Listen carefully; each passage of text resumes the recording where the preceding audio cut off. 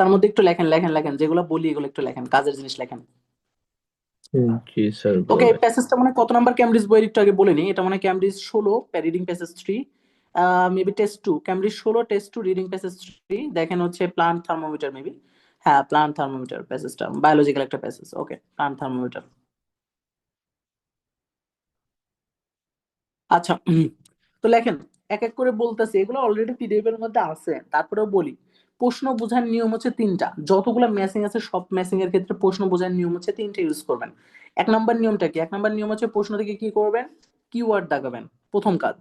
আর দুই নাম্বারটা হচ্ছে প্রশ্নের বাংলা মিনিং করবেন। আর তিন নাম্বার যেটা ছিল সেটা হচ্ছে প্রশ্ন থেকে যদি কোনো নেগেটিভ পার্ট থাকে নেগেটিভ অংশটা, যেটা আমি লিস্ট অফ হেডিং এ লিখে দিয়েছিলাম। এক নাম্বারটা হচ্ছে প্রতিটা কোয়েশ্চেন্স এর বাংলা মিনিং লেখেন, এক নাম্বারটা হচ্ছে প্রশ্নটার বাংলা মিনিং, এক নাম্বারটা হচ্ছে প্রশ্নর বাংলা মিনিং, লেখেন লেখেন। এক নাম্বারটা হচ্ছে কোশ্চেন্স এর বাংলা মিনিং, দুই নাম্বারটা হচ্ছে প্রতিটা কোয়েশ্চেন্স থেকে কিওয়ার্ড দাগাবেন, আর তিন নাম্বারটা হচ্ছে যদি কোনো কোয়েশ্চেন্স নেগেটিভ থাকে পাশে একটা মাইনাস সাইন দিবেন, নেগেটিভ থাকলে মাইনাস সাইন দিবেন। এই তিনটে একটু লেখেন। নেগেটিভ সাইন দিবেন, যদি নেগেটিভ মানে মাইনাস থাকে, মানে হচ্ছে নেগেটিভ থাকে তাহলে মাইনাস সাইন দিবেন, মাইনাস, এই যে এখানে একটা মাইনাস সাইন দিয়ে দিবেন, এইখানে একটা মাইনাস দিবেন। ওকে, এই তিনটা লেখছেন, এই তিনটা লেখার পর এখন লেখেন হচ্ছে স্পেশাল একটা রুলস লিখবেন। স্পেশাল এটা শুধুমাত্র লিস্ট অফ, মানে এই ইনফরমেশন মেসিং এর জন্য এটা, এটা অন্য এই যে তিনটা রুলস লিখলাম এই তিনটা আপনার যে কোনো মেসিং ইউজ করতে পারবেন, কিন্তু শুধুমাত্র ইনফরমেশন মেসিং এর জন্য এখন একটা স্পেশাল রুলস বলবো, এটা লেখেন। এটা হচ্ছে যদি কোনো জায়গায় দেখেন যে, লেখেন ইনফরমেশন মেসিং এর জন্য স্পেশাল রুলস, এটা লেখেন আগে। যদি কোনো কোয়েশ্চেন্স এর মধ্যে দেখেন যে mention of something, example of something, এই দুইটা word, mention of something, example of something, অথবা রেফার অফ সামথিং, অথবা সাজেস্ট দ্যাট, অথবা সাজেস্ট অফ সামথিং, এই কয়েকটা টার্ম আছে। একটা হচ্ছে কি mention of something, example of something, suggested, আর একটা সাজেস্ট অফ সামথিং অথবা suggested, suggest of something something বেশি বেশি থাকে। আরেকটা হচ্ছে আহ আরেকটা জন্য বললাম টার্ম অফ মেবি। রেফ ওকে, এই কয়েকটা ওয়ার্ড যদি থাকে তাহলে এই এই কয়েকটা ওয়ার্ড যদি থাকে, যেরকম mention of something, example of something, এই অংশগুলোকে সব থেকে আগে দাগাতে হবে, মানে এই অংশগুলো আপনার অ্যান্সার দেওয়ার জন্য সব থেকে ইম্পর্টেন্ট জায়গা। হ্যাঁ, না এইগুলাকেই প্যাসেজে খুঁজতে হবে, যেরকম এখানে ছিল মেনশন অফ স্পেশালিস্ট, আমি আমি স্পেশালিস্ট গুলো খুঁজবো, কিছু সায়েন্টিস্টের নাম খুঁজবো। এই জিনিসগুলো যদি থাকে, যেরকম যেরকম এক্সাম্পল অফ ইনসেক্ট, তাহলে ইনসেক্ট গুলোকে আমি প্যাসেজে খুঁজবো যে ইনসেক্টের নাম আছে কিনা। যদি এক্সাম্পল থাকে তাহলে হান্ড্রেড হান্ড্রেড ইনসেক্টের নাম থাকবে, যেরকম মেনশন থাকলেও মেনশন অফ ইনসেক্ট, তার মানে কিছু ইনসেক্টের প্রজাতির নাম থাকবে, ওই ইনসেক্টের নামগুলো আমি প্যাসেজের মধ্যে পাইলে ভেটে উঠতো। দেখছেন কত সোজা অ্যান্সার বের করা, ইনফরমেশন মেসিং পানির মতো হয়ে যাবে। এই মেনশন এক্সাম্পলের একটা একটা থাকে, অনেক জায়গায় দুই তিনটাও থাকে, এটা তো প্যাসেজ 3, এটা কম দিচ্ছে, প্যাসেজ 2 তে যদি হইতো দেখতেন এক্সাম্পল এক্সাম্পল দুই তিনটা আছে। এই কথাটা ভালো মতো ফোকাস রাখেন, আমি চারটা জিনিস বলছি, চারটা দিয়ে অলরেডি 2 মার্ক আপনার হাতে চলে আসছে। এখন আসেন মেইন খেলা। সব থেকে বেশি পরিমাণে একটা জিনিস আসে, মানে থাকবেই, এটার থেকে তিনটা কোশ্চেনও থাকে, অনেক সময় চারটা কোশ্চেনও থাকে। রেফারেন্স, এই এমন একটা ওয়ার্ড, এই ওয়ার্ডটা ম্যাক্সিমাম ইনফরমেশন মেসিং এর মধ্যে থাকে, এবং আপনাদের মতো অনেকেই আছেন যারা রেফারেন্স শব্দটাকে প্যাসেজে খোঁজে, এবং অনেক ইউটিউবার আছে যারা রেফারেন্স কে ফোকাস করে পড়ায়। কিন্তু আমার প্রশ্ন, এই রেফারেন্স কে যদি প্যাসেজ আপনি খুঁজতে যান, আপনাকে পুরো প্যাসেজের খুব সুন্দর মিনিং জানা লাগবে, ঠিক আছে? এই সুন্দর মিনিং যদি আপনি না জানেন তাহলে আপনার দুর্বল স্টুডেন্টের জন্য রেফারেন্স খুঁজে অ্যান্সার বের করা খুবই ডিফিকাল্ট। তা আমি একটা টেকনিক বের করছি, সেটা হচ্ছে এই রেফারেন্সকেই পুরো বাদ দিয়ে দিছি, আমার রেফারেন্স খোঁজার দরকার নেই। আমার অ্যান্সারটা বের করবো আমি রেফারেন্সের পরে যে কোনো একটা প্রিপোজিশন থাকে, দেখবেন রেফারেন্স টু থাকে, রেফারেন্স অফ থাকে, রেফারেন্স বাই সামথিং থাকে, মানে এই রেফারেন্সের পরে যে কোনো কিছু থাকে, মানে এটা প্রিপোজিশন থাকে, এই প্রিপোজিশনের পরে একটা অংশ থাকে। তা আমি যেটা করবো এই রেফারেন্সের পরে যে প্রিপোজিশনের পরে যে অংশটাকে পুরোটার বাংলা মিনিং আমি প্যাসেজে খুঁজবো, তাইলে আমার অ্যান্সার বের করা সব থেকে সহজ।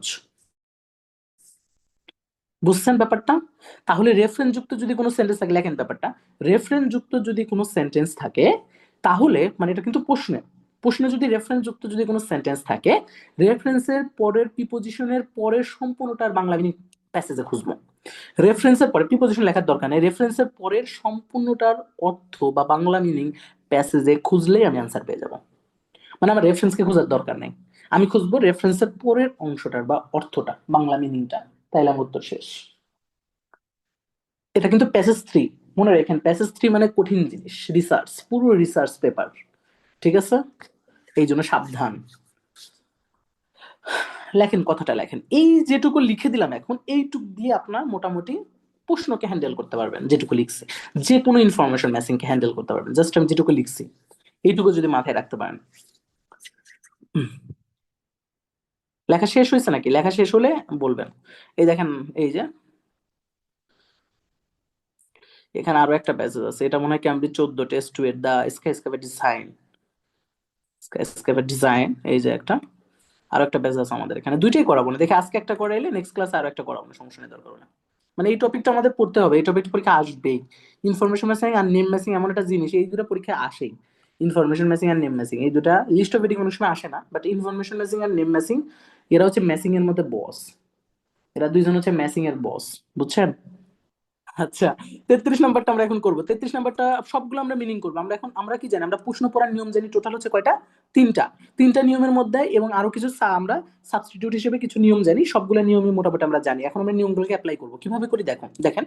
প্রথম হচ্ছে মেনশন দ্য স্পেশালিস্ট, আমি অলরেডি মেনশন দ্য স্পেশালিস্ট পেয়ে গেছি, ওরে আমি কিওয়ার্ড হিসেবে নিবো 100-তে 100 ভাই। ওরে কিওয়ার্ড নিতেই হবে, আমার কিচ্ছু করার নেই, কারণ ও হচ্ছে কিওয়ার্ডের বস।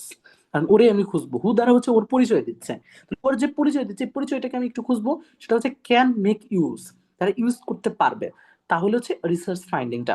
এখন আসি হচ্ছে এই মেক ইউজ, টেক ইউজ এগুলো আসলে আই থিঙ্ক প্যাসেজের মধ্যে পাবো কিনা আসলে অতটা মানে, কারণ এটা পুরোটা পুরো পুরো প্যারার অর্থের উপর ডিপেন্ড করবে। তো আমি যেটা করবো, আমি স্পেশালিস্টদেরকে ফোকাস করবো বেশি, কারণ এই ফোকাসের উপরে আমি অ্যান্সারটা ক্লিয়ারলি বুঝতে পারবো। ঠিক আছে, যদি দেখি 2-3টা প্যারার মধ্যে শুধু স্পেশালিস্ট অনেকগুলোর নাম আছে সায়েন্টিস্টের, তাইলে হয়তো বা ঝামেলা লাগতে পারে, তখন আমরা যাব, এর আগে না। এত কঠিন করবে না। তারপর বলছে একটা রেফারেন্স আছে টু এ পটেনশিয়াল বেনিফিট, একটা পটেনশিয়াল বেনিফিট মানে ভাই পজিটিভ কথা, পজিটিভ ভাইব দিচ্ছে, মারাত্মক positive vibe, potential benefit of the research finding. মানে দেখেন, এই রিসার্চ ফাইন্ডিং কে নিলে কোনো দিন অ্যান্সার পাবেন না, কারণ এনও রিসার্চ ফাইন্ডিং দুই জায়গায় রিসার্চ ফাইন্ডিং, মানে রিসার্চ ফাইন্ডিংটা মানে হচ্ছে একটা রিসার্চের থেকে যে আউটপুটটা পাইছে, আই থিঙ্ক এইটাকে রিপ্রেজেন্ট করাইতে পারে, আই থিঙ্ক হইতে পারে। তো আমার যেটা খুঁজতে হবে, পটেনশিয়াল বেনিফিটটা খুঁজতে হবে। অফ দ্বারা দেখছেন, অফ হচ্ছে কার, রিসার্চ ফাইন্ডিং এর পটেনশিয়াল বেনিফিট, রিসার্চ ফাইন্ডিং কে ওরা এক্সপ্লেইন করবে, রিসার্চ ফাইন্ডিং মানে রিসার্চ রিলেটেড কথাবার্তা বলবে, কিন্তু এই পটেনশিয়াল বেনিফিট গুলো আমার হচ্ছে খুঁজতে হবে প্যাসেজের মধ্যে। দেখেন আমি কি পয়েন্ট টু দা পয়েন্ট গুলোকে আমি আইডেন্টিফাই করতেছি। এবার আসেন পরেরটা, scientific support for a traditional saying. আচ্ছা, আমরা জানি ট্র্যাডিশনাল সেইং মানে কি, মানে ঐতিহ্যবাহী কোনো কথাবার্তা, ঐতিহ্যবাহী কোনো কিছু, এমন কিছু যেটা আমাদের ঐতিহ্যের সাথে জড়িত, অতীতকাল থেকে যেটা বহমান আছে, প্রবাহমান আছে, ইটস এ ফ্লুয়েন্ট, অতীতকাল থেকে যেটা আছে, তো এটাই হচ্ছে আমাদের ট্র্যাডিশনাল সেইং। That's it. আমরা যদি বলি এই ট্র্যাডিশনাল সেইংটা যে কোনো ধরনের ছন্দ হইতে পারে, যেটা অতীতকালের সাথে বর্তমান কালের একটা রিলেশন আছে, অথবা এমন কিছু হইতে পারে, মানে আই থিঙ্ক এমন কোনো প্রবাদ বাক্য যেটাকে আমরা বলতে পারি অতীতকালে যেটা বলতো, যেরকম ওকে দেখেন, এ reference to people traditional making plan based on plant behaviour. এখানে বলছে ট্র্যাডিশনালি মেকিং প্ল্যান, এই ট্র্যাডিশনাল শব্দ মানে হচ্ছে কি, ট্র্যাডিশনাল শব্দ মানে হচ্ছে যেটা হচ্ছে আমাদের অতীতকাল থেকে বহমান বা প্রচলিত আছে। তাহলে এখানে আছে ট্র্যাডিশনাল মেকিং প্ল্যান। আমি এখানেও কিন্তু রেফারেন্সের পরে থেকে নিছি, টু পিপল, পিপল মানে হচ্ছে মানুষ, যে কোনো মানুষ হইতে পারে, আমরা পিপলের প্যারাফেজ দেখছি, যে কোনো কিছু হইতে পারে পিপলের প্যারাফেজ। এইটা বলবেন গ্রুপ ওয়ার্ড, গ্রুপ ওয়ার্ড গুলো সবসময় থাকে, যেরকম পিপল থাকা মানে ওখানে কিন্তু হইতে পারে আমার আহ যে কোনো কিছু হইতে পারে, বা যে কোনো মানুষ হইতে পারে, যে কোনো মানুষ হইতে পারে, যে কোনো প্রজাতি, মানুষের প্রজাতি কি বলবো, যে কোনো পেশার মানুষ হইতে পারে, যে কোনো ধরনের মানুষ হইতে পারে। পিপলকে যে কোনো ভাবে প্যারাফেজ করতে, স্টুডেন্টস হইতে পারে, যে কোনো কিছু হইতে পারে। তার মানে হচ্ছে পিপল ট্র্যাডিশনাল মেকিং প্ল্যান, তার মানে তারা ট্র্যাডিশনালি প্ল্যান তৈরি করতো বেস্ট অন, মানে কি নির্ভর করে, ডিপেন্ড করে, কিসের উপরে, প্লান্টের বিহেভিয়ারের উপরে নির্ভর করে, বা প্লান্টের বিহেভিয়ারের সাথে রিলেটেড করে তারা কি করতো, প্ল্যান তৈরি করতো।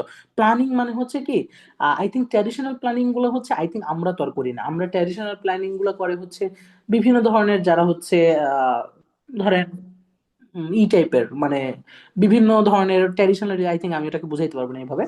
তো ট্র্যাডিশনাল প্ল্যানিংটা হচ্ছে কি, অতীতকাল থেকে ধরেন একটা প্ল্যান তৈরি হয়ে আসতেছে, এরকম একটা জিনিস বুঝাইতেছে, যেটা হচ্ছে প্লান্টের বিহেভিয়ারের উপরে ডিপেন্ড করে কিছু প্ল্যানিং তৈরি করতেছে, ট্র্যাডিশনাল প্ল্যানিং। ওকে, যেটা হচ্ছে গাছের বিহেভিয়ার, গাছের ধরেন আচার ব্যবহারের উপরে বেস করে, তো এটা বুঝাই দিতেছে গাছের আচার ব্যবহারের উপরে বেস করে আমি কিছু প্ল্যানিং তৈরি করতেছে, হয়তো গাছ দেখে আমরা যেরকম রিজন টিজন ঋতু টিতু যেরকম বুঝি না আমরা, এরকম কিছু হয়তো বইতে পারে। যে যেরকম শরৎকালে গাছের কি হয়, কাশফুল ফোটে। তো এটা ট্র্যাডিশনাল, আই থিঙ্ক প্ল্যানিং না, ব্যাপারটা হচ্ছে এটা হচ্ছে প্লান্টের বিহেভিয়ারের উপরে বেস করা, এটার উপরে হয়তো বা আমি কোনো প্ল্যানিং ট্যানিং সেট করতে পারি, এরকম কিছু। তারপর বলতেছে রেফারেন্স টু হোয়ার, হোয়ার এই দেখেন আমি রেফারেন্সের পরে পড়বো। Where the research has been reputed, where মানে কোন একটা জায়গা, এই দেখেন সেন্টেন্স স্ট্রাকচারে স্পষ্ট করে বুঝাই দিচ্ছে আমার হোয়ার, হোয়ার কোন একটা জায়গা বা কোন একটা জিনিস কিছু একটা। দ্য রিসার্চ হ্যাজ বিন, এটা কিন্তু প্যাসিভ বাক্য, হ্যাজ বিন রেপুটেড, ক্লিয়ারলি প্যাসিভ বাক্য দেখে বোঝা যাচ্ছে দ্য রিসার্চ হ্যাজ বিন রেপুটেড, মানে রিসার্চটা কোথায় রিপোর্ট করছিল বা রিপোর্টেড হয়েছিল। তার মানে রিসার্চটা হোয়ার মানে কোন একটা জায়গা যেখানে রিসার্চটা কি ছিল, রিপোর্টেড হয়েছিল, মানে রিসার্চটা কোন একটা জায়গায় রিপোর্ট হয়েছে, রিপোর্ট করা মানে কি প্রকাশ হয়েছিল রিসার্চটা। তার মানে এমন একটা জায়গা, আমি তাহলে হোয়ার কে খুঁজবো, তাহলে আমি এখানে খুঁজবো কারে, হোয়ার কে, কারণ হোয়ার হচ্ছে আমাদের মেইন জিনিস। নিশ্চয়ই কোনো কিছুর নাম থাকবে, যেই জায়গাতে রিসার্চটা রিপোর্ট হয়েছিল এরকম কোনো কিছু নাম থাকবে। তো আমরা এখন এটা খোঁজার চেষ্টা করব যে কোনো একটা জিনিস বা কোনো একটা জায়গা, যে জায়গার মধ্যে রিসার্চটা রিপোর্ট হয়েছিল, হ্যাজ বিন রেপোর্টেড, রেপোর্টেড মানে প্রকাশ হয়েছিল, প্রকাশ হয়েছিল রিসার্চটা। তাহলে এখন আমরা চলে যাচ্ছি, এই পুরোটাই কিন্তু মিনিং আমাদের করা অলরেডি। এখন আপনারা কি করবেন, যারা মনে রাখতে দুর্বল, মানে আই থিঙ্ক হচ্ছে দেখা যাবে যে মনে রাখতে পারেন না, এরকম অনেকে আছেন যে এট এ টাইম অনেকগুলা কিওয়ার্ড মনে রাখতে বা মাথায় রাখতে পারেন না। তো যারা পারেন না আমি তাদেরকে বলবো যে এই ছোট ছোট কিওয়ার্ড গুলা, যেরকম সায়েন্টিস্ট, তারপর potential benefit, traditional saying, plant base behaviour, plan base behaviour, where reported বা হোয়ার রিসার্চ রিপোর্টেড, এই কয়েকটা ওয়ার্ড আপনারা এই উপরে একটু লিখে রাখবেন, যদি অ্যাটলিস্ট আপনার মাথায় কিছুই না থাকে তাহলে। আর যদি রাখতে পারেন তাহলে তো ভালো, ঠিক আছে, একটু উপরে লিখে রাখবেন। এখন দেখেন এটা এমন একটা প্যাসেজ, এটা প্যাসেজ 3 হওয়ার পরেও এটা এমন একটা রিসার্চ প্যাসেজ, যে প্যাসেজটার সাইজ দেখলে বোঝা যাইতেছে যে এর ডেফিনেশন বা নামটাই এত বড়। মানে এই প্যাসেজটা রিসার্চ বেস, তো আসলে এই প্লান্ট থার্মোমিটার দেখে আসলে বোঝা যাইতেছে না যে এই প্লান্ট থার্মোমিটার মানে কি, প্লান্টের সাথে আবার থার্মোমিটার, এই জন্য প্যাসেজের মিনিংটা বোঝা যাচ্ছে না বলে ওরা কি করছে, পুরো এক্সপ্লেন করে দিছে যে প্লান্ট থার্মোমিটার বলতে আসলে এই প্যাসেজটা কি কি জিনিস থাকতে পারে, এরকম কিছু বোঝাই দিচ্ছে। তো এখানে এই জন্য এই পুরোটা ওই নামের পাশে দেখবেন, এরকম অনেক সময় প্যাসেজে থাকে নামের পাশে, ওই প্যাসেজের দেখবেন ক্যামব্রিজের মধ্যেও আছে, বাট মনে রাখেন ভাই ক্যামব্রিজের প্যাটার্ন পুরো আইএলটিএস পরীক্ষা, আইএলটিএস পরীক্ষা মানে ভাই ক্যামব্রিজ, ক্যামব্রিজ ছাড়া অন্য কোনো বই পড়ে আইএলটিএস এর জন্য লাভ নাই। তো সেই জন্য হচ্ছে এই টাইপের প্যাসেজ যেমন ক্যামব্রিজের মধ্যে আছে, এটা ক্যামব্রিজের বইয়ের প্যাসেজ 16, ক্যামব্রিজ 16। তো এই জন্য আপনারা এই প্যাসেজ গুলো যদি থাকে আপনারা কি করবেন, এই যে নিচের যে অংশটা আছে এই ভুগি যুগি যদি পারেন একবার পড়ে নেবেন, না পারলে নাই, ঠিক আছে, এগুলা পড়ে লাভ নেই। কারণ হচ্ছে আমি এখানে পড়লে এমনি বুঝে যাবো ভাই এখানে কি আছে, এবং দেখে বোঝা যাইতেছে ভাই এটা একটা রিসার্চ পেপার, কারণ রিসার্চ পেপার, কারণ প্যাসেজ থ্রিতে যা আসে সবই রিসার্চ পেপার টাইপের। রিসার্চ বিভিন্ন জিনিস থাকে, হয়তো আমাদের বিভিন্ন ধরনের রিসার্চ থাকে, বায়োলজিক্যাল রিসার্চ থাকে, অনেক সময় দেখা যায় যে কেমিক্যাল রিসার্চ থাকে, বিভিন্ন সেক্টর উপরে থাকে, এটা সায়েন্সের থাকে, অনেক সময় আর্টস এর বিভিন্ন রিসার্চ থাকে। মনে রাখেন ভাই ইনফরমেশন ম্যাচিং করার সময় যদি মনে করেন যে একটা বা দুইটা প্যারা পড়ে উত্তর পাবেন, কখনোই ইনফরমেশন ম্যাচিং এর এই দেখেন কোশ্চেন হচ্ছে 1 2 3 4 5টা কোশ্চেন, 5টা কোশ্চেন এর জন্য আপনার পড়তে হবে টোটাল কতগুলা দেখেন, এই পর্যন্ত, মানে ABCD GH 8টা, 5টার জন্য 8টা পড়তে হবে, মানে 3টা প্যারা আপনাকে অতিরিক্ত পড়তে হবে, কিন্তু পুরো প্যাসেজটা আপনাকে পড়তে হবে, না হলে অ্যান্সার পাবেন না। ঠিক আছে, এই 5টার জন্য পুরোটাই পড়তে হবে, কিচ্ছু করার নেই। এই জন্য আমি একটা মিউচুয়াল টেকনিক শিখাবো না আপনাদেরকে, একবার পুরো প্যাসেজ যখন আমি করাবো না একটা, তখন দেখবেন যে আমি একটা আইটেম যখন করতেছি আরেকটু আপনারা একটু অ্যাডভান্স হন, আর 2 একটা ক্লাস ম্যাচিং নিই, তারপরে যখন দেখবেন যে এই প্যাসেজটা আমি করাইলাম, ধরেন ইনফরমেশন ম্যাচিং এর সাথে আমি যাতে অন্য আইটেমও করে ফেলতে পারি, একবার প্যাসেজ পরে যেন আমি 2টা বা 3টা আইটেম, মানে এক প্যাসেজ থ্রিতে তো 3টা আইটেম থাকে, 3টা আইটেমই যেন আমার শেষ হয়ে যায় একবার পরে জাস্ট। এটা পড়ার একটা টেকনিক আছে, যাতে একসাথে কম্বাইন করে পড়া, এই কম্বাইন করে পড়তে পারলে লাভ আছে। তো সমস্যা নেই, ওটার উপরে একটা ক্লাস নিব না, কম্বাইন করে পড়ার, যাতে আপনার সময় অনেক বাঁচবে। তো এখন আসি হচ্ছে আমরা এটার অ্যান্সার করব, দেখেন আমার অ্যান্সার করার জন্য এখন আসবে হচ্ছে আমি কিভাবে অল্প সময়ের মধ্যে করতে পারি। দেখে আপনাদের মধ্যে থেকে হাত তুলছিল না, কেউ কি হাত তুলেছেন? আচ্ছা না তুলেনি। তো এখন হচ্ছে অল্প সময়ের মধ্যে কিভাবে আমি প্যাসেজটা পড়বো, কোন কোন জায়গায় উত্তর থাকার সম্ভাবনা আমার বেশি থাকে, হ্যাঁ এটা কিন্তু সম্ভাবনা, এটা যে এইটা কিন্তু ম্যাক্সিমাম না, 99% ক্যামব্রিজের মধ্যে এটা মেলে, এবং এটা ফাইনাল পরীক্ষার জন্য আপনার সময় অনেক বাঁচাবে। সেটা হচ্ছে কি, যদি এটাকে ঠিক মতো অ্যাপ্লাই করতে পারেন, কারণ অ্যান্সারটা মনে রাখবেন ভাই, অ্যান্সারটা কখনোই এক প্যারার মধ্যে, মানে এক প্যারার মধ্যে সম্পূর্ণ জায়গার মধ্যে থাকে, মানে থাকে অ্যান্সারটা। এক প্যারার একটা প্যারার মধ্যে তোমার একটা অ্যান্সার আছে, ঠিক আছে? ধরেন এ নাম্বার যে প্যারা আছে এটার মধ্যে ধরেন আপনার একটা ইনফরমেশন ম্যাচিং এর অ্যান্সার আছে, অথবা বি নাম্বারের মধ্যে একটা আছে, এতে নাই বিতে আছে। এখন প্রশ্ন যে এই পুরো প্যারার মধ্যে কি একটা জায়গায় শুধু অ্যান্সার থাকে?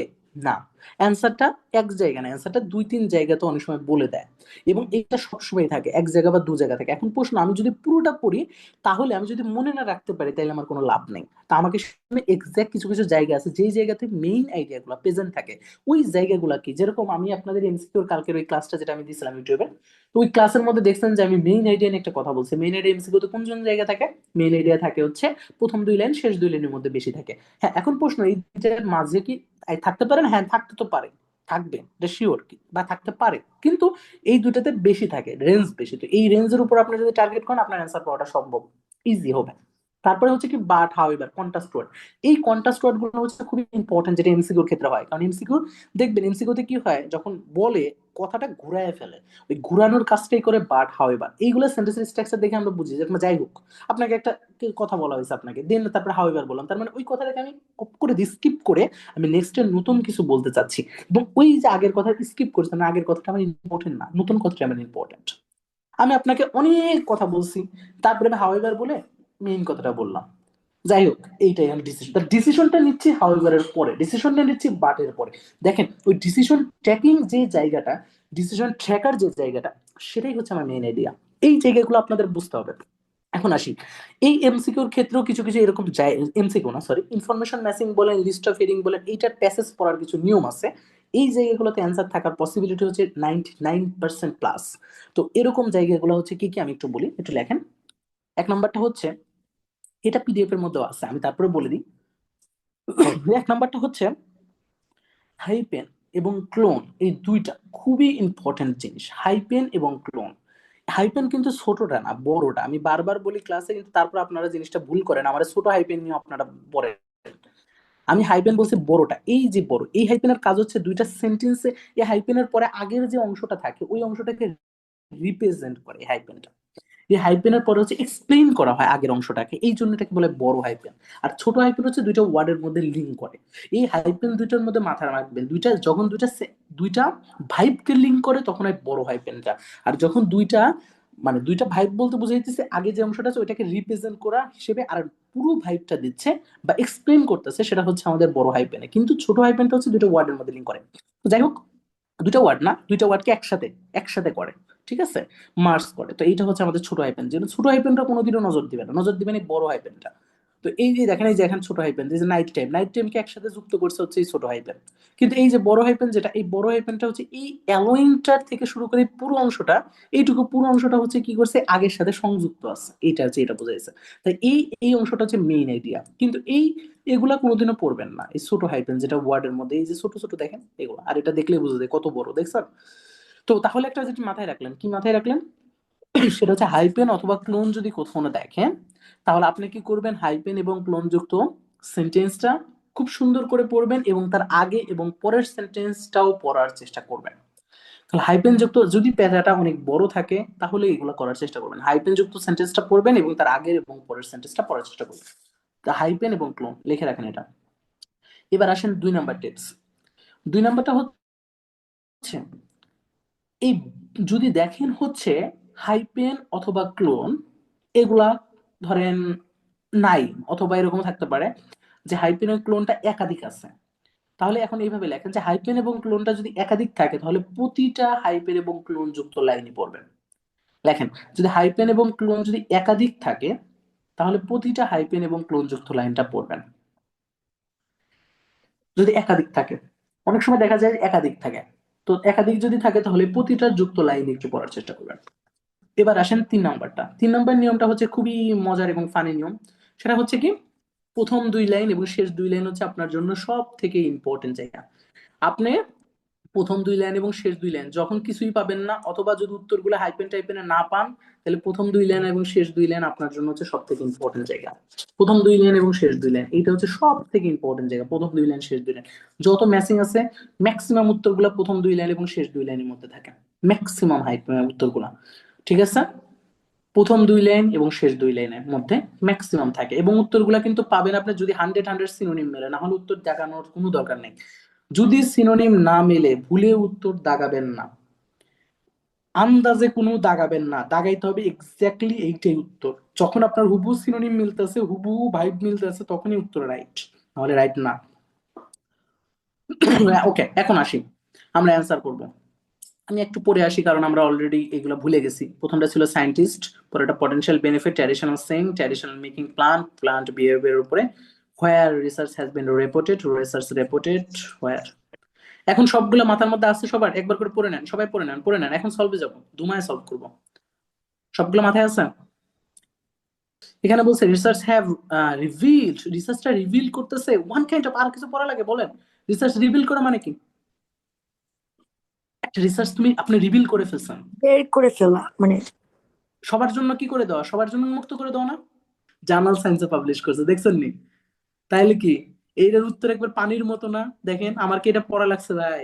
তাইলে প্যাসেজ বন্দুকের গুলির মতো আগাবে ভাই, যখন আপনার কোশ্চেন মাথায় থাকবে। আর কোশ্চেন যদি না বুঝেন, বন্দুকের গুলি কেন, আপনি উল্টা গুলি খেয়ে যাবেন, বুঝছেন নি? দেখেন এটার উত্তর 100-তে 100 ক্লিয়ার, 100-তে 100 সিনোনিম মিলে গেছে। তাহলে ঠিক আছে, এটা কি আসলো? রিভিলড, গুড অ্যান্সার পাইছি। এবং কোন জায়গায় হয়েছে? জার্নাল সায়েন্স, একবার স্পষ্ট করে দিয়ে দিয়েছে পাবলিশ হয়েছে কোন জায়গা, জার্নাল সায়েন্সে। তাহলে উত্তরটা একবার পানির বলতো। দেখেন ভাই উত্তর করতে সময় লাগবে কেমনে, এক খালি প্রশ্ন পড়তে যা সময় লাগবে ভাই, উত্তর করতে সময় লাগবে না। 37 নাম্বার।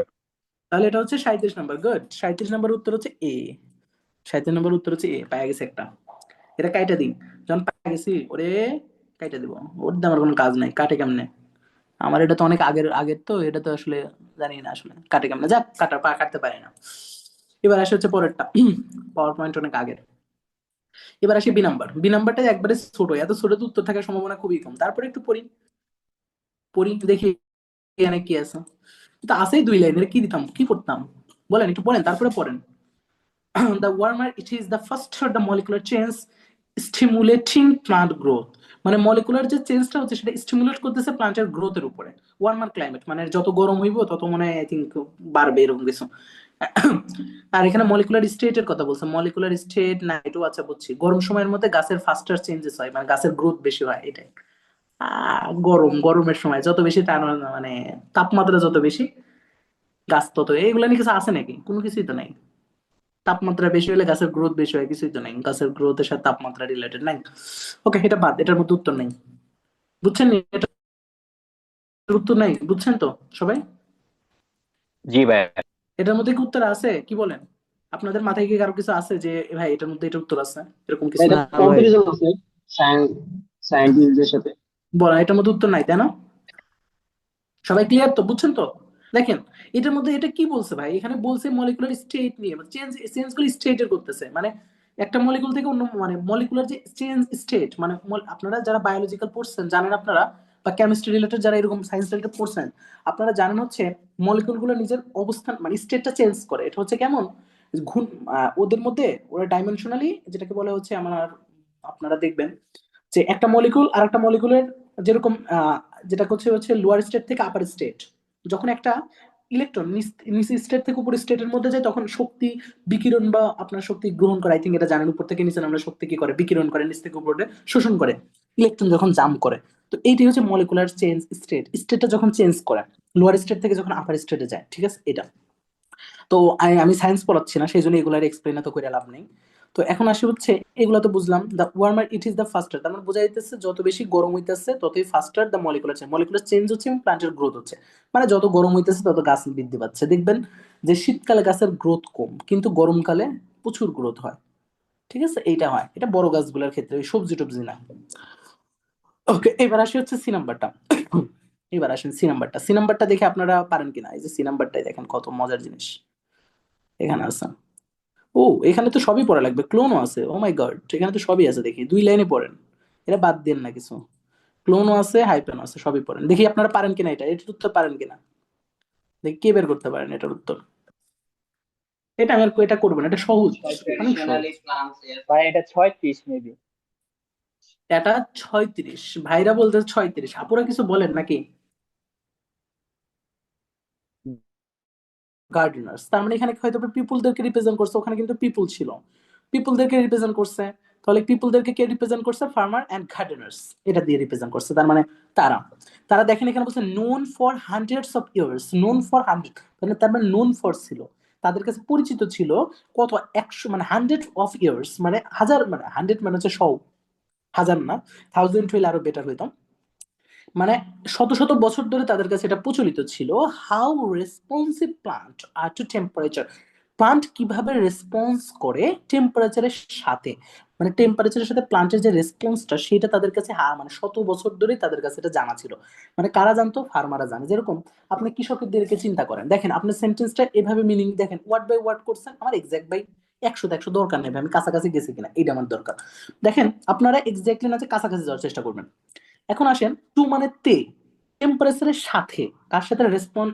রেসপন্সিভ প্লান্ট, প্লান্টের রেসপন্সটা হাউ, কিভাবে রেসপন্স করে আর টু টেম্পারেচার, টেম্পারেচারের সাথে। যেরকম এখানে দেখেন এই যে ক্লোন গুলো দেখেন কত সুন্দর করে বোঝায়। ও কি করছে? ক্লোন দিয়ে কি বুঝাইছে? ক্লোন দ্বারা এখন বুঝাইতেছে যে এই যে টেম্পারেচারের সাথে রেসপন্স করে এটা এক্সপ্লেইন করতেছে। দেখেন এই যে warm winter cause many trees and flower to bud early. দেখেন আপনি ক্লিয়ারলি বুঝতে পারতেছেন যে গাছের যে ফুলগুলা হইতেছে এই ফুলগুলোর উপরে কিন্তু ডিপেন্ড করে কিন্তু আপনি বুঝতে পারতেছেন যে এখানে শীত আসতেছে নাকি গরম আসতেছে। এই যে ব্যাপারগুলো দেখেন, এই যে ঋতুর যে চেঞ্জেসটা, এটা কিন্তু আমরা কিসের উপর বেস করে বুঝি? গাছগুলোর উপরে নির্ভর করে কিন্তু বোঝা যায়। এবং human have long use to predict weather, এবং হিউম্যানরা ওয়েদারটা প্রেডিক্ট করে। কিছু কিছু মানুষ, যেরকম গ্রামের মানুষগুলা, ধরেন আপনি হচ্ছে আপনি ক্যালেন্ডার ট্যালেন্ডার কিছুই আপনার কাছে নাই, আপনি এখন না আগের দিনের কথা বলতেছি, তো ওই সময় আপনার কাছে কোনো কিছুই নেই, টাইম বা ওয়াচ কিছুই নেই।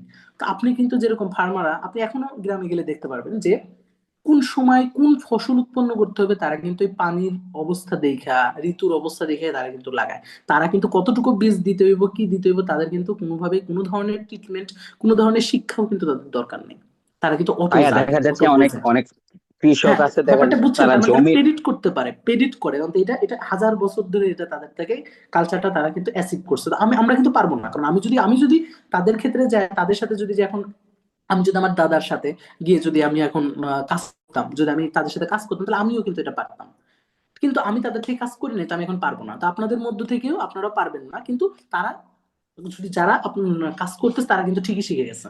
তো এইটা বোঝা যাইতেছি যে প্রেডিক্ট ওয়েদার যে ব্যাপারটা এবং হারভেস্ট টাইমটা কখন আসবে কামিং ইয়ারে, সেই সম্পূর্ণটাই তারা কিন্তু আসলে অ্যান্দাজ করতে পারতো এবং পারে, এখনো পারে। তো এই জিনিসটাই কিন্তু আমাদের বোঝাইতেছে একবার স্পষ্ট করে, কিন্তু প্রথম দিকেই চলে গেছে যে আমাদের গাছের বিহেভিয়ারের সাথে আমরা কিভাবে একটা প্ল্যান তৈরি করি, ট্রেডিশনালি প্ল্যান, যে হান্ড্রেড অফ ইয়ার্স ধরে আমরা একটা জিনিস আছে, বা ওয়েল নোন বা হ্যাভ নোন, ঠিক আছে, হান্ড্রেড অফ ইয়ার্স। তার মানে এটা 100 তে 136, এটা হচ্ছে 36 বা 36, আমরা হচ্ছে 100 এটা হচ্ছে 36। তাহলে এটা হচ্ছে অ্যান্সার হচ্ছে কত? সি নাম্বারটা। এখন আসি সিরিয়াস, অনেক মজা করে ফেলছে, আর মজা না। ডি নাম্বারটা, তো ডি নাম্বারটা আমরা এখন করব, ঠিক আছে। ডি নাম্বারটা করার জন্য আমরা এখনো পড়িনি, আমাদের অলরেডি দুইটা অ্যান্সার পাইছি, আমাদের বাকি অ্যান্সার আছে mention the specialist potential benefit, একটু মনে রাখি। Traditional saying, traditional making plan হয়ে গেছে, ট্র্যাডিশনাল সেইং, পটেনশিয়াল বেনিফিট আর হচ্ছে মেনশন দ্য স্পেশালিস্ট, এই তিনটা তিনটা আমাদের এখন খুঁজতে হবে। এবার আসে ডি নাম্বারটা। ডি নাম্বারটা হচ্ছে আমরা এখন অ্যান্সার খুঁজবো। অ্যান্সার হচ্ছে এটা অনেক বড়, অনেক বড়। কি পড়তাম, এখানে তো পড়ার মতো কিছুই নাই, তাহলে প্রথম দিলেন শেষ দিলেন পড়বো, এটা তো অনেক বড়। আচ্ছা দাঁড়ান, লেখাটাই হয়ে গেছে, চেঞ্জ হয়ে গেছে, এটা অনেক বড়। তাহলে একটা কাজ করার, প্রথমে এক লাইন পড়ি, এক লাইন পরেই তো অনেক বড় দেখে মনে হচ্ছে।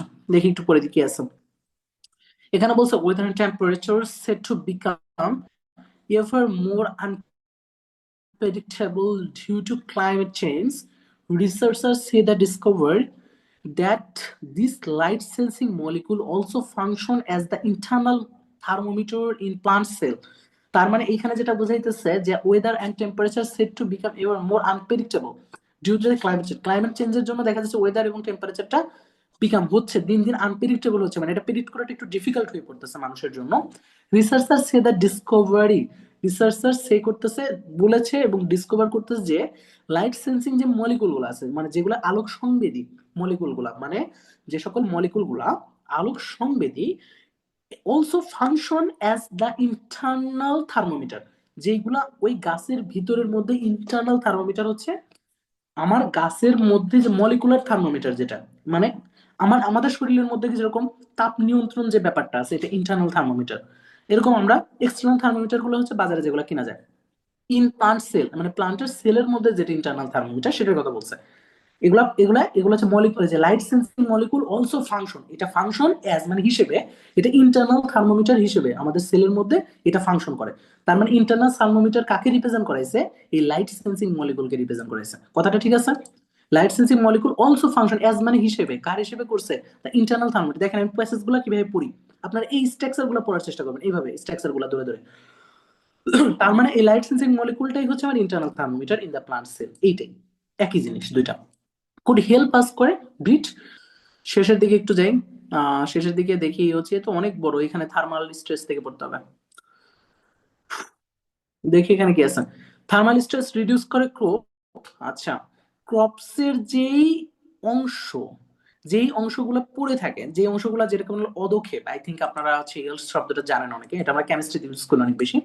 যেটা হচ্ছে আমার কি থাকে, আমার যেটা হচ্ছে পড়ে থাকে সেটা হচ্ছে আমার যেটা উৎপাদ, আই থিঙ্ক হচ্ছে যেটা হচ্ছে আমার প্রোডাক্ট, যে প্রোডাক্টটুকু থাকে সেই প্রোডাক্টের কথা বলছে। আচ্ছা, by around 10% for every 1 degree increase in temperature, say lead researcher Dr. Philips Wiggy। তার মানে এখানে একজন রিসার্চার কথা বলছে, আমার কিন্তু একটা ছিল যে মেনশন অফ সায়েন্টিস্ট বা মেনশন অফ রিসার্চার্স, ওখানে ছিল প্লুরাল আর এখানে হচ্ছে সিঙ্গুলার। তার মানে এটা কিন্তু এটা হবে না, অনেকে এটা দেখে কিন্তু এটা মনে করতে পারেন যে এটা হবে স্পেশালিস্টটা হবে, এইটা হতে পারে 33, কিন্তু এটা 33 না, এখানে হচ্ছে একজন, আর এখানে কিন্তু দেখেন স্পেশালিস্ট প্লুরাল। তার মানে এটার উত্তর এটা হবে না। দ্য ক্যামব্রিজ ইউনিভার্সিটি, এখানে এগুলো করে লাভ নেই। আচ্ছা, অ্যালো প্লান্ট। আচ্ছা ঠিক আছে, এবার দেখি হচ্ছে কিছু অ্যালো করে plant to sense thermometers had the potential to accelerate the breeding of crops. তারপরে ক্রপসের যে বৃদ্ধিটা বা ওর যে গ্রোটা অথবা ওর যে জন্মানোর যে পদ্ধতিটা, সেই পদ্ধতিটার পটেনশিয়ালটা অ্যাক্সেলারেট করতেছে টেম্পারেচার, মানে টেম্পারেচারের ফলে সেটা দ্রুত সময়ের মধ্যে এটা গ্রো হচ্ছে এবং দ্রুত সময়ের মধ্যে গাছটা বীজ থেকে বেড়ে উঠতেছে বা গাছটা বীজ থেকে মানে বের হচ্ছে। এটা দ্রুত সময়ের মধ্যে হচ্ছে কিভাবে? টেম্পারেচার উপর ডিপেন্ড করে। আচ্ছা, এইটা হচ্ছে রিসার্চের কথা, মানে ডিসকভারিং করে, তার মানে রিসার্চ, একটা রিসার্চের ইম্পর্টেন্সটার কথা বলতেছে। এবং যেটা হচ্ছে কি রিসিলেন্ট, এখানে দেখেন resilient to thermal state and climate change. এবং স্পষ্ট করে এখানে বোঝাই যাইতেছে যে পটেনশিয়াল টু অ্যাক্সিলারেট করে ব্রিডিং অফ ক্রপস, এবং যেটা হচ্ছে sense temperatures, plant to sense temperatures, এবং যেটা হচ্ছে একটা রিসার্চ ছিল, এটা কিন্তু ডিসকভারিং দ্য মলিকুল, এটা পুরোটাই কিন্তু একজন একটা রিসার্চ, যেটা হচ্ছে কার? ফিলিপ হুইগের একটা রিসার্চ, মানে রিসার্চ করে দেখাইছে যে এইটার উপরে এটা ডিপেন্ড করে, এটার উপরে এটা হচ্ছে এরকম কিছু। এখন আসি যে এর এই রিসার্চটা আমাদের ক্রপের জন্মানোর উপরে হয়েছে এবং যেটা ক্লাইমেট চেঞ্জ এবং থার্মাল স্টেন্সের সাথে রিলেটেড ছিল, এরকম কিছু। এখন আসেন তো তাইলে কি আসে? ইয়েস, এটার উত্তর হচ্ছে পটেনশিয়াল বেনিফিট ও research finding of the of. তার মানে রিসার্চ ফাইন্ডিংটার একটা বেনিফিট বলছে যে দেখেন potential to accelerate of breeding of crops. Breeding crops মানে হচ্ছে ক্রপসের যে ব্রিডিং সেটা পটেনশিয়াল এক্সেলারেট হচ্ছে, মানে এক্সেলারেট মানে কি? বৃদ্ধি পাচ্ছে। এক্সেলারেশন গাড়িতে ধরলে কি হয়? গাড়ির গতি বাড়ে। তার মানে এক্সেলারেট করা মানে কি? কোনো কিছু বৃদ্ধি করা। Increase and accelerate is one kind of time, একই টাইপের ওয়ার্ড, ঠিক আছে, Sorry, একই speed সেন্সের up, ওয়ার্ড এগুলো। speed up, right? পটেনশিয়ালটা সেম রাখছে, এটা তাহলে এটার ট্রাফের উত্তর মতন হচ্ছে লাগতেছে। Potential benefit, potential benefit, potential to accelerate, accelerate benefit, potential benefit. বেনিফিটটা হচ্ছে কি? ওই যে ব্রিডিং অফ ক্রপস, ওইটাই। ওকে, তাহলে এটার উত্তর হচ্ছে 34। এখন আসি পরেরটা, ঠিক আছে? মাঝে মাঝে একটু মজা টজাও করা লাগে বুঝছেন, কিন্তু আপনারা একটু সিরিয়াস হয়ে যান মাঝে মাঝে। ওকে, এইবার আসেন একটু ই নাম্বারটা এখন দেখে আপনারা পারেন কিনা। এখানেও দেখেন উইগি, এখানে উইগি আছে, তো এটা হচ্ছে উইগি। তো উইগি একা, তার মানে আরো দেখি সায়েন্টিস্টের নাম আছে কিনা। এখানে তো উইগি, ও একা, তার মানে এখানেও হবে না উত্তর, এটা হবে না। এই যে মেন স্পেশালিস্টটা হবে না, এটা প্লুরাল, এটা হবে না। তাহলে আপনারা বের করেন, হয়তো 34 বাকি আছে শুধুমাত্র 35। দেখেন 35 মিলে কিনা, মিললে আছে না মিললে নাই। এই নাম্বারের সাথে 35 মিলে কিনা দেখেন, কোনো ছন্দ আছে কিনা। এই যে হাইপেন যুক্ত লাইনটা পড়েন তাইলে হবে। আছে কিছু আছে নাকি? দেখি এখানে কি আছে। If a plant find itself in shade, photochromes are quickly inactivate, enabling it to grow faster to find sunlight again. This is how plant, এখানে বলছে, compete to escape is other shade. I think phytochrome নিয়ে কথাবার্তা বলতেছে, ফটোক্রোমের সাথে লাইটের grow গুলা এগুলা নিয়ে কথাবার্তা বলছে। পরে দেখি কি আছে, পরের দেখি যে হাওয়াই বার আছে একটা। It is different stored instead of rapid deactivations, তারপরে molecular gradually change করে their active and inactive state. ও যে ওদের স্টেট গুলো আছে ইনঅ্যাক্টিভ আর অ্যাক্টিভ স্টেট সেগুলো বারবার চেঞ্জ করে, এটার নাম হচ্ছে ডার্ক রিভার্সন। ডার্ক রিভার্সন জিনিসটা কি, মার্কারি রেইজ করে দ্য থার্মোমিটার, থার্মোমিটার মধ্যে মার্কারি বা পারদটা যেরকম ভাবে বাড়ে বা বৃদ্ধি পায় তাপমাত্রার উপরে, এরকম ভাবে ফটোক্রোমটা হচ্ছে ইনঅ্যাক্টিভ স্টেট থেকে during the night to direct the measurement of the temperature, মানে টেম্পারেচারটা আইডেন্টিফাই করে ওরা হচ্ছে ফটোক্রোমটা হচ্ছে কি করে, রিভার্ট করে to the inactive state, inactive স্টেটকে রিভার্ট করে, এই টাইপের কিছু।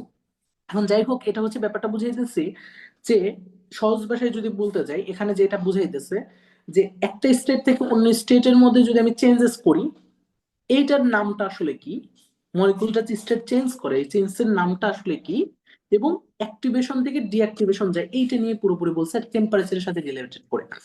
মানে রাতে কি করে এবং দিনে কি করে, দিনে এবং রাতে সানলাইটে কেমন হয় বা রাতে কি হয়, এইটা নিয়ে বলতে বা স্টেটটা কিভাবে চেঞ্জ করে ফটোক্রোমের মধ্যে, এইগুলো নিয়ে বলছে এখানে। আর কিছুই কিন্তু নাই, কিন্তু আমার এখানে আছে কি, এখানে আছে ট্র্যাডিশনাল সেইং নিয়ে কোনো কথাই নেই, আর সায়েন্টিস্ট তো হবেই না, তার মানে 33 হবে না, 35 হবে না, বাদ। এখানে মনে হয় কোনো সামারি টামারি কিছু আছে। এবার আসি এফ নাম্বারটা। এফ নাম্বারটা কি, কিছুই নেই এফ নাম্বারটা, আচ্ছা এই যে আছে আছে আছে, একটা আছে এফ নাম্বারে একটা হাইপেন টাইপেন কিছু আছে, তাহলে একটু পুরোটাই পড়েন, লাস্টের অংশটুকু পড়েন, দেখি কি আছে। এই যে আবার এটাও তো অ্যাক্সেলেরেট করে ডার্ক রিভার্সন, এটা তো ডার্ক রিভার্সন বলছে, so the phytochrome rapidly reach in the inactive state, মানে ডার্ক রিভার্সন নিয়ে কথাবার্তা বলছে, এন্ড ডিটাচ করে themselves from the plant DNA, plant DNA থেকে এটা ডিটাচ করে দিচ্ছে, এবং হচ্ছে ডার্ক রিভার্সন, মানে আই থিঙ্ক পুরো ভিতরে কি ঘটতেছে সেটা বলতেছে, মানে টেম্পারেচারটা অ্যাক্সেলারেট করে ডার্ক রিভার্সন, ডার্ক রিভার্সনটাকে অনেক বেশি বাড়ায়, কি বাড়ায়, টেম্পারেচার, গরম টেম্পারেচারটা, মানে যখন আপনার ওয়ার্মার টাইপের আবহাওয়া থাকে, so that the phytochrome rapidly reach the inactive state, phytochrome খুব দ্রুত সময়ের মধ্যে পৌঁছায় যায় তার ইনঅ্যাক্টিভ স্টেটে, and detach করে themselves, তাদেরকে ডিটাচ করে ফেলে ফ্রম দ্য ডিএনএ, প্লান্টের ডিএনএ থেকে ডিটাচ করে, allowing gene to the expressed and plant growth to resume. এখানে বলছে উইকি বিলিভস ফটোক্রোম, এখন দেখি কি বলে, থার্মোসেন্সিং যে থার্মোসেন্সিংটা থার্মোমিটারের সাথে, মানে টেম্পারেচারের সাথে যে ও অনুভূতিটা নিচ্ছে বা ও যেভাবে ও রেসপন্স করে, সেটা হচ্ছে thermosensing, involve at a later stage and আর তো কিছু দেখি না, biological network already used for the light bed growth during the down time of night. ওই একই জিনিস, ওই আগেরটাও যা বলছে এখানেও তাই, আর কিছু নাই, এখানে কোনো ছন্দ টন্দ কিছু না, আবার এখানে উইকি একই নাই, কিচ্ছু নাই, দেখছেন? এই দুইটা মিলেই হচ্ছে আমাদের কি ই নাম্বার এবং এফ নাম্বার, এই দুইটাই হচ্ছে আমাদের কি ছিল, দুইটাই হয়তো কোনো একটা ইয়ে আছে, সামারি টামারি কিছু একটা আছে, দেখেন এই প্যাসেজটা করে দেখেন, তাই না সামারি আছে মনে হয়। কারণ এই দুইটাই একই জিনিস, দুইটাই হচ্ছে ডার্ক রিভার্সনের, দুইটার মধ্যে কিছুই না, ডার্ক রিভার্সন নিয়ে দেখেন সামারি আছে কিনা, এটা প্যাসেজটা থাকলে ভালো হতো, বই থাকলে। ওকে, এবার আসেন জি নাম্বারটা করেন, জি নাম্বারটা এই দেখেন পায়া গেছি, এইখানে কত সুন্দর করে, এখানেও তো একটা হাইপেন, এখানেও একটা হাইপেন, কত সুন্দর। ইনফ্যাক্ট থেকে পড়েন, ইনফ্যাক্ট থেকে এই পর্যন্ত পড়েন, এই পর্যন্ত পড়লে আশা করি পেয়ে যাবেন। তারপরে আবার এখান থেকে দেখেন উইক এক্সপ্লেন, এখানে একটা এইটুকু, এই 2 লাইন পড়লেই হয়ে যাবে।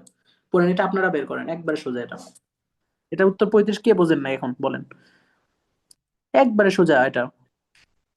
হুম, এই যে এখানে স্পষ্ট করে দেখেন, প্রথমেই বলে দিছে, দেখেন আমার কি পুরো পড়তে হইতেছে ভাই, 2-1 লাইন পড়েই কিন্তু আমি উত্তর পেয়ে যাচ্ছে ভাই, এটা প্যাসেজ 3 দাও, প্যাসেজ 2 তো আরো সোজা হইতো, প্যাসেজ 2 হলো পানির মতো। দেখেন এগুলা আপনাকে একটা জিনিস এই জন্য ফোকাসে রাখতে হবে, যে আপনাকে বুঝতে হবে যে অ্যান্সার গুলা কি হইতে পারে, এইগুলা আপনাকে আগে প্রেডিকশন করা শিখতে হবে, এই যে এই প্রশ্নগুলো পড়ে আপনাকে আগে আন্দাজ করতে হবে যে না আমার এই টাইপের জিনিস থাকতে পারে প্যাসেজে। এই জিনিসটা যখন আপনি আন্দাজই না করতে পারেন, তখন প্যাসেজ পড়ে আপনারা কি করবেন ভাই, এগুলো আন্দাজ করা শিখতে হবে। যেরকম এখানে দেখেন আপনি আন্দাজ করে ফেলছেন যে এখানে কোনো একটা ছন্দ টাইপের কিছু থাকলে এইটাই তখন উত্তর হবে, যেটা আপনি পাইছেন এখন উত্তর দিয়ে দিচ্ছেন। তারা কেমনে পায় ভাই, তারা আন্দাজে দেখা পায়, আন্দাজ দেয় কেউ 9 পায়, আন্দাজ দেয় কেউ পায়, এই জন্য সব দেওয়া থাকে ভাই, রিডিং মানে দেওয়া থাকে, দেওয়া জিনিসকে খুঁজে বার, রিডিং খুঁজে বের করার খেলা। আমি এই জন্য বলি ভাই সব উত্তর আপনার চোখের সামনে, খালি আপনি খুঁজবেন খুঁজবেন। এইবার আসেন বাকি আছে একজন, ওই একজনই এখানে হইব, দেখেন তো একজন এখানে আছে কিনা, সায়েন্টিস্ট আছে কিনা, কয়েকজন সায়েন্টিস্ট লাগবে আমাদের, মেনশন দ্য স্পেশালিস্ট, অনেকগুলা স্পেশালিস্টের নাম মেনশন থাকবে। দেখি দ্য নিউ ফাইন্ডিং আর দা, দেখেন এখানে বলছে প্রথম লাইনে কি বলে দিছে, বলেন আপনারা কেউ বলেন, এখন আর কিছু এটা পড়া লাগবে, প্রথম লাইনে তো একদম স্পষ্ট করে বলে দিছে, বুঝছেন? দেখেন এখানে জি বলছে ভাইয়া। ইনভলভিং সায়েন্টিস্ট ফ্রম, যারা যারা এখানে ছিল নিউ ফাইন্ডিং এর মধ্যে, তারা ছিল জার্মানি, আর্জেন্টিনা, ইউএস, কয় 3টা দেশ থেকে ছিল এবং as well as the Cambridge team. The work has done in a model system. তাদের ওয়ার্কটা ডান ছিল হচ্ছে মডেল সিস্টেমের মধ্যে। Using a master plant called Era Biodopsis. আচ্ছা, এইটা কোনো একটা প্যাসেজের মধ্যে ছিল মাস্টার প্লান্ট। এনিওয়ান? এই দাঁড়ান, এই প্যাসেজটাই নাকি? না, এই প্যাসেজটা না, অন্য একটা প্যাসেজের মধ্যে বলা ছিল যে এটা হচ্ছে মাস্টার প্ল্যান। বলে তো মাস্টার্ড শব্দের অর্থ কি? সরিষা, মাস্টার প্ল্যান বাংলায় কোন পাইনি। গাছকে বোঝায়? সরিষা, কোন গাছ? মাস্টার্ড প্লান্ট কোন গাছ? সরিষা গাছ। ইয়েস, সরিষা গাছ। এবং সরিষা গাছের বৈজ্ঞানিক নাম কি? Scientific name? Yes, scientific name. আরবিরও কইছি ভাইয়া। ইয়েস, এই যে দিয়ে দিছে তো, আরবাইডাপসিস। ঠিক আছে, এটা তো দিয়ে দিছে। এটা ক্যামব্রিজের মধ্যে আরো একটা প্যাসেজের মধ্যে আছে। আমার মনে পড়তে যে এটা মনে হয় কোন একটা প্যাসেজের কিন্তু গ্যাপ ফিল আছে একটা জায়গায়। দেখেন, একটা প্যাসেজের গ্যাপ ফিল আছে এইটা নিয়ে। তো যাই হোক, এই নামটা ক্যামব্রিজের মধ্যে রিপিটেড নাম, মনে রাখেন। বৈজ্ঞানিক নামটাও ক্যামব্রিজের মধ্যে রিপিটেড, এই জন্য মাথায় রাখেন। ওকে, তো যাই হোক, এখন আমরা এই প্যাসেজটা করে ফেললাম, তো অলরেডি উত্তর শেষ আমাদের। আজকে আর করাবো না, নেক্সট ক্লাসে আমরা আবার করাবো ম্যাসিং। ঠিক ভাইয়া আছে আরেকটা সবাই? কথা আর কি। তাহলে ভাইয়া, এইচ নাম্বার তুই- উত্তর এটা হচ্ছে এইচ। দাঁড়ান 1 মিনিট, আপনাদের প্রশ্ন নিব, একটু ওয়েট। এটার উত্তর হচ্ছে এইচ। তাহলে আমরা সবগুলো উত্তর করে ফেলছি। এখন আসি হচ্ছে আপনারা